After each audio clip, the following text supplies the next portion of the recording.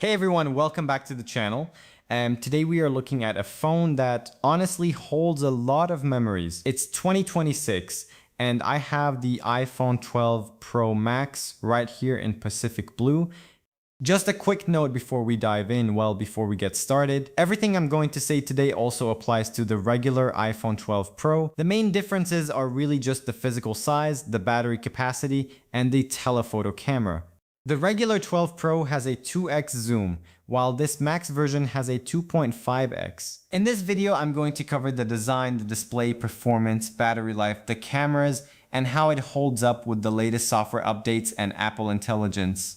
More importantly, we're going to answer the big question. Is this phone still worth buying today, or is it finally time to upgrade? So yeah, let's get right into it. To really appreciate this phone, we kind of have to remember what made it so special when it first came out over 5 years ago. Back in late 2020, Apple brought back this flat edge industrial design that we hadn't seen since the iPhone 4 and 5 days. It was a huge shift from the rounded edges we were used to. It was also the first iPhone to feature 5G connectivity. It introduced the MagSafe ecosystem, which we all use every single day now. And the Pro Max specifically introduced sensor shift, optical image stabilization. That was a big deal for mobile photography and video back then, but tech moves fast and the landscape looks very different today. For some context on how I actually use this device right now, this iPhone 12 Pro Max is not my daily main phone anymore. Late last year, I upgraded my main daily driver to the silver iPhone 17 Pro. So right now, this 12 Pro Max mostly just sits on my desk. I use it as a backup device and mainly for review purposes. It's great for testing out beta programs, checking out new tech updates, and sometimes I'll just use it for some light gaming or scrolling when my main phone is on the charger. Also, for full disclosure on the battery, my battery health currently sits at 94%. Back in early 2025, I actually did a battery replacement on this phone, taking it back to a fresh 100%. So the battery performance I'm getting right now is a bit better than most original 12 Pro Max units floating around out there. Let's talk about the design and the display. The Pacific Blue still looks incredibly premium, and the stainless steel frame has held up really well, even if it is a bit of a fingerprint magnet, but the display is really where things start to show their age. This has a 6.7-inch OLED Super Retina XDR screen. It looks colorful, it looks sharp, but it's a 60 Hz display. This was the last Pro iPhone to ever use a 60 Hz refresh rate. In 2026, where every single iPhone from the base models up to the Pros are using ProMotion 120 Hz, going back to 60 Hz is pretty noticeable. Honestly, when I go back and forth from my 17 Pro, it feels a bit jarring. It's just not as immersive.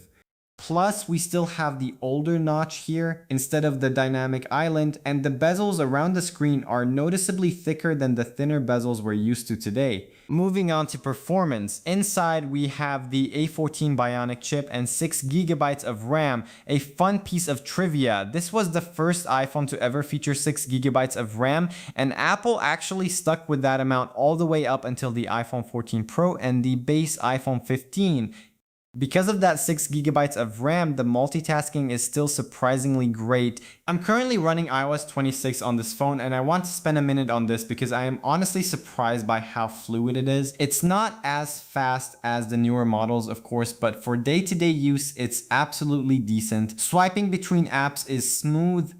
Apple made a huge upgrade with iOS 26 and that new liquid glass design language. I've gotten so used to the liquid glass stuff that older versions like let's say iOS 18, just feel incredibly old now. There is a huge gap in design and animation. I did run Geekbench 6 for those of you who like the numbers. It scored 2,229 on the single core and 5,302 on the multi-core. For the GPU Metal score, it hit 17,096. What does that mean in practical use? Overall performance for casual to moderate tasks is great enough. The A14 chip is still very capable. I do game on this phone too, throwing some high demanding titles at it. It is absolutely still playable, but yeah, you will see some frame drops when the phone starts getting warm or if you push the settings really high. On the battery front, like I mentioned, my replacement battery is at 94% health. For my use case, sitting on a desk scrolling beta testing, it's more than enough. If you were using an original battery from over 5 years ago, you'd likely be struggling.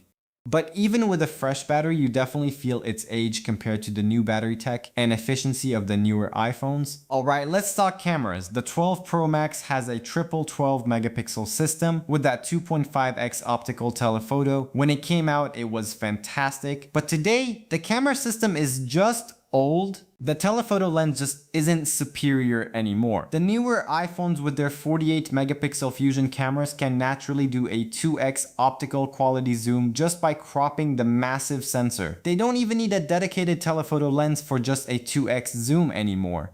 If you're just taking casual photos, it still takes good looking shots, but for modern standards, it's definitely showing its age in low light and overall detail. Now, let's address software updates and AI. I strongly believe that this year iOS 27 is going to be the last major upgrade support for the iPhone 12 series. As for Apple Intelligence, this phone does not support it. Honestly, for me, that is not a deal breaker at all. Apple Intelligence is still essentially in beta right now, so I usually just use more powerful alternatives anyway, like Gemini or ChatGPT. However, if you are looking at newer iPhones that do support it, it is the new generation standard. Supporting Apple Intelligence means the phone has a great chip and a minimum of 8 gigabytes of RAM. It's much more future-proof because, in the future, Apple's AI is only going to get greater than it is now, so missing it on the 12 Pro Max isn't the end of the world today, but it shows where the hardware is headed. So, let's wrap this up with some final considerations. Do I recommend buying the iPhone 12 Pro or the 12 Pro Max this year? No, I don't. It's just too old. The hardware isn't pro anymore by today's standards. You are dealing with a 60Hz screen, an outdated camera setup, and a software runway that is basically at its end. If you are someone who is currently using an iPhone 12 Pro or Pro Max, the fact that you got over 5 years out of this device is just great. You definitely got your money's worth, but right now is a really great time for you to upgrade. Just note that the resale value for the 12 Pro Max is still surprisingly good right now because of the software support it still has, so definitely take advantage of that. If you are looking to upgrade, for me, I highly recommend buying the iPhone 17 Pro if you need those actual Pro features. The performance leap this year is massive. You're getting the A19 Pro chip combined with Apple's newly designed vapor chamber.